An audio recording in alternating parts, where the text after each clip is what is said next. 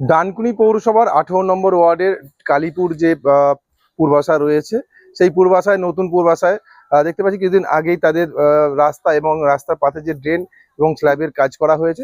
এবং আজকে এসে দেখতে পাচ্ছি যে স্ল্যাব লাগানো হয়েছিল, সেই স্ল্যাবটা ইতিমধ্যে দুদিনের মধ্যেই ভেঙে গেছে। এবং এখানকার যা স্থানীয় বাসিন্দা, যে ওনার বাড়ির সামনেই, যেহেতু উনি যাতায়াতের অসুবিধা হতে, তার জন্য কিন্তু তক্তা দিয়ে যাতায়াত করছে। এখানে দুদিন আগে স্ল্যাবটা পড়ে গিয়েছিল, তো ভ্যান যাওয়ার ফলে ওটা ভেঙে গেছে আর কি। মানে ওটা দুদিন পরে ওরা তো বাড়ি চলে গেছিল তাড়াহুড়ো করে, এবার ওটা স্ল্যাবটা আমরা নিজেরাই পেতেছিলাম। ভ্যান যাওয়ার ফলে ওটা ভেঙে ঢুকে গেছে, নিয়ে আমরা আবার সাইড করে দিয়ে ওখানে তক্তা দিয়ে, যেহেতু লোক যাতায়াত করে একটু অসুবিধা হয়, এই জন্য গাড়ি ঘোড়া যাতে যেতে পারে তক্তা দিয়ে রাখা হয়। মানে একদম তো নতুন দেখছি, সবটাই নতুন নতুন রয়েছে, সব স্ল্যাবগুলো প্রায় 4 ইঞ্চি স্ল্যাব। হ্যাঁ, ওরকম কত ইঞ্চি আছে স্ল্যাবগুলো?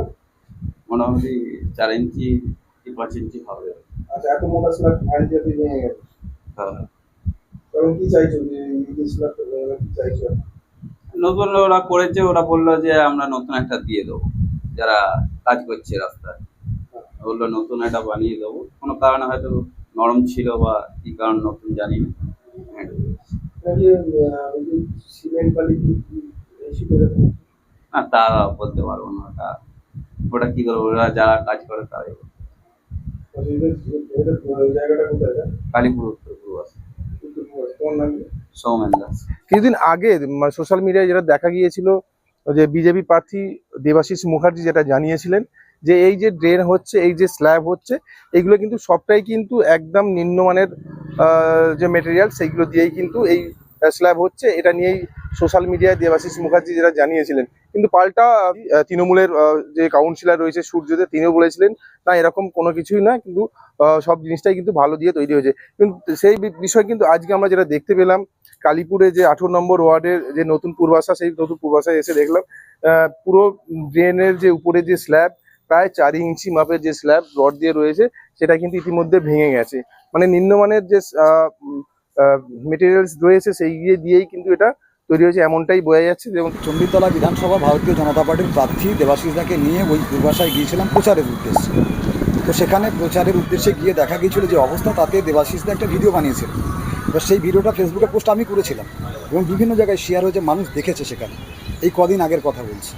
তো এই 2-3 দিনের মধ্যে যদি সেই রাস্তা এরকম বেহাল দশা হয়, আর দেবাশিস দার কথা কিন্তু সত্য প্রমাণিত হল যে হ্যাঁ, এই রাস্তাটা লো কোয়ালিটির মাল দিয়ে তৈরি হচ্ছে, এটা ভেঙে পড়ে যাবে, আর সত্যিই তাই হল। তো তাহলে এটাকে দেখে বোঝা যাচ্ছে যে এই রাস্তা যারা তৈরি করছে, যারা এর সাথে যুক্ত, যারা মাল কামাতে ব্যস্ত, যারা মানুষের উন্নয়নকে চিন্তা করে না, রাস্তাঘাটের কথা চিন্তা করে না, তারা শুধুমাত্র পয়সা অর্থের বিনিময়ে টিকে আছে, তাদেরকে মানুষ আর দিতে পারছে না, তাদেরকে মানুষ ভোট দেবেও না। মানুষ ঠিক করে নিয়েছে চণ্ডীতলায় এবার ভারতীয় জনতা পার্টি আসছে। উনি প্রার্থী, ইঞ্জিনিয়ার নয়, কিন্তু পড়ালেখা সবাই করেছে। উনিও লেখাপড়া করেছেন, ইনিও লেখাপড়া করেছেন। কোনটা লো কোয়ালিটির মাল দিয়ে তৈরি হচ্ছে আর কোনটা হাই কোয়ালিটি ভালো মাল দিয়ে তৈরি হচ্ছে, সেটা মানুষ পার্থক্য বুঝতে পারে। আমি যদি কোনো বাড়ি ঘর তৈরি করি বা অন্য কেউ বাড়ি ঘর তৈরি করে, সবাই যে ইঞ্জিনিয়ার দিয়ে তৈরি করে সেটা নয় কিন্তু। তো তারাও বুঝতে পারে মালের কোয়ালিটি কোথায় ভালো পরিমাণে দিচ্ছে, কোথাও খারাপ পরিমাণে দিচ্ছে। এটা দেখে বোঝা যায়, এটা মানুষ বিচার করবে। কালকের রাস্তা আজকে যদি ভেঙে পড়ে যায়, ওরকম অবস্থা হয়, তাহলে তো মানুষ প্রমাণ করে দিচ্ছে যে কী অবস্থায় আছে। ওরা মাল কামাতে ব্যস্ত, মাল কামাচ্ছে, কামান, অসুবিধা নেই। মানুষ ওদেরকে এমন কামিয়ে দেবে, বুঝতে পেরে যাবে। দেবাশিস মুখার্জির এডুকেশনাল কোয়ালিফিকেশনটা কি ইঞ্জিনিয়ার? উনি এইসব মান ফানগুলো বোঝেন। যাই হোক, আমার পক্ষে তো বোঝা সম্ভব না। আমি যেটুকুনি যা দেখে বুঝেছি, ঠিকঠাকই কাজ হচ্ছে।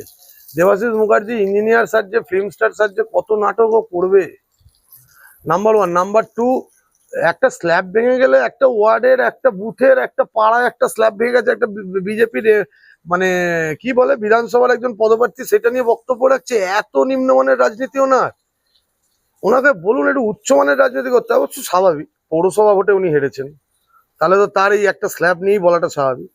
কাঁচা স্ল্যাব তড়িঘড়ি লাগাতে বলেছি, আমি তড়িঘড়ি কাজ করতে বলেছি, কোনো ভ্যান ট্যান গেছে, ভেঙে যেতেই পারে একটা স্ল্যাব।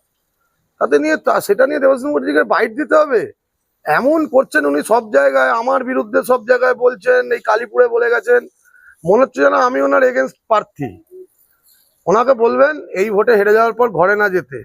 10 নম্বর ওয়ার্ড ওনার যেটা লোকাল ওয়ার্ড, পৌরসভা নির্বাচনে ওনাকে দাঁড়াতে বলবেন, আমি ওনার এগেনস্টে দাঁড়াবো।